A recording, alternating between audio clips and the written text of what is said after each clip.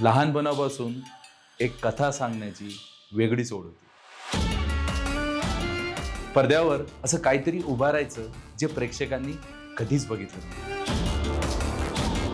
अल्याड पल्याड झाल्यानंतर मनामध्ये एक बीज होती की काहीतरी धाडसी करावं, काहीतरी वेगळं करावं, आणि त्यातनं जन्म झाला कबाडकोचा.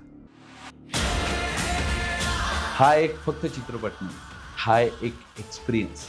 मराठी चित्रपट सृष्टीतला पहिला युनिव्हर्स. कल्पना जरी माझी असली तरी याला गरज होती एका हलक्याच्या हाताची, जो माझ्या पाठीवर हात ठेवून म्हणणार तू कर. आणि हा मला पाठिंबा दिला आमचे निर्माते डॉक्टर रसिक कदम सरांनी.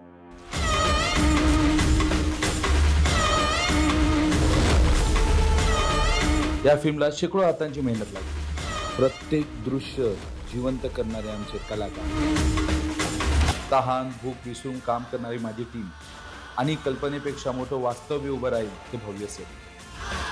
दिग्दर्शक म्हणून माझं एकच स्वप्न होतं, मराठी प्रेक्षकांना असा अनुभव द्यायचा जो त्यांना थरार देईल.